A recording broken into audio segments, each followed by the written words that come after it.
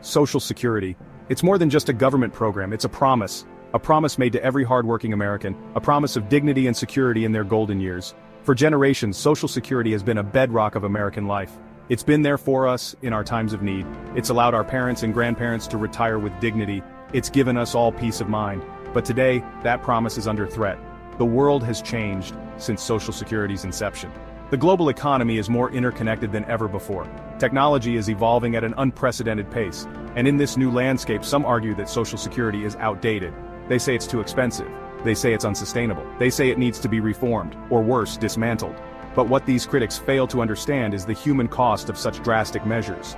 Millions of Americans rely on Social Security for their very survival. They depend on it for food, for shelter, for medicine. For them, Social Security isn't just a line item in a budget, it's a lifeline. And so, we must ask ourselves, at what cost efficiency?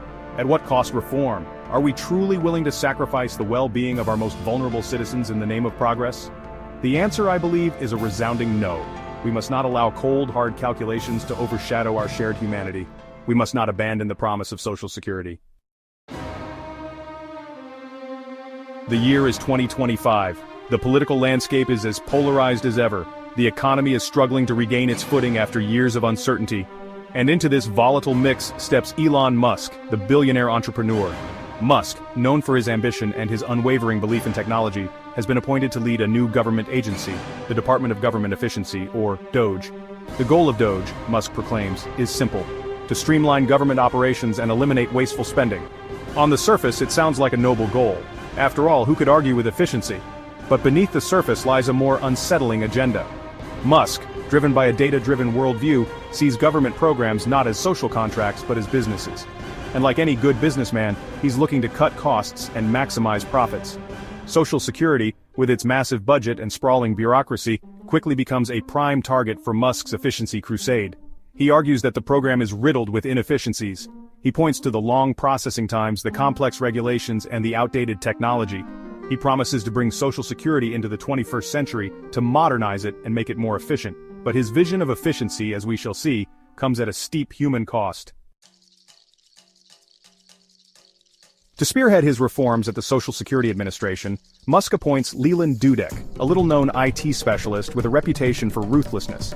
Dudek, a firm believer in automation and data analysis, views the world through the lens of algorithms and spreadsheets.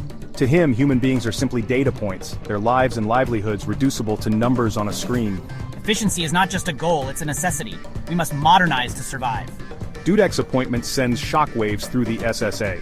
Career employees, many of whom have dedicated their lives to serving the public, watch in dismay as Dudek sets about dismantling the agency they know. He implements sweeping staff cuts, forcing experienced workers into early retirement or laying them off entirely.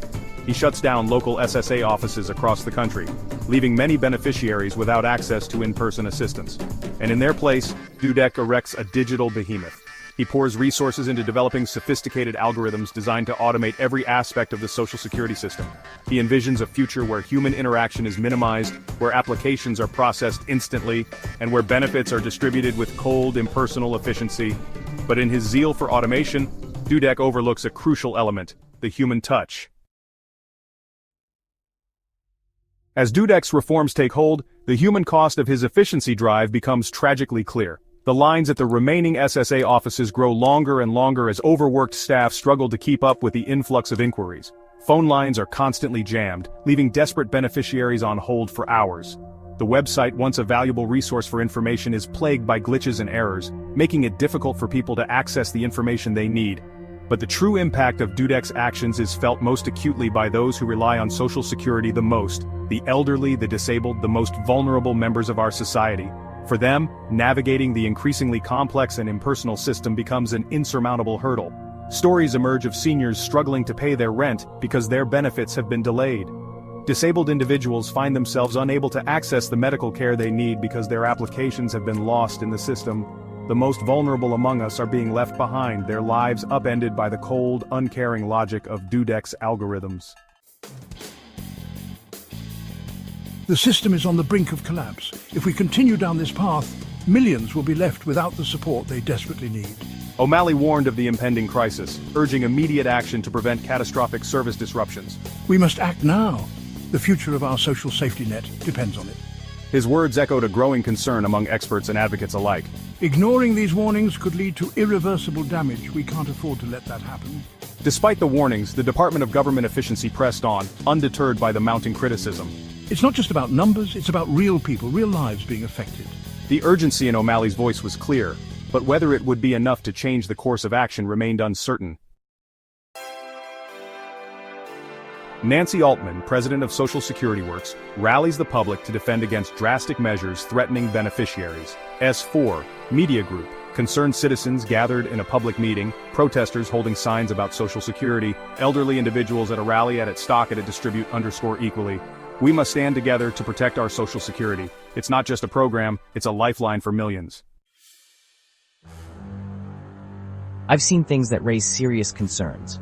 We need to be cautious about how much power Doge is wielding. Tom Krause, a Doge agent, begins to voice his worries about the potential misuse of power within the Treasury's payment systems. With determination in her voice, Nancy Altman emphasizes the strength found in unity and collective action. Together, we can make a difference. We need to be loud. We need to be heard. As the dust begins to settle, the fight to protect Social Security continues. The stakes have never been higher, and the future depends on the vigilance and courage of those willing to stand up and speak out.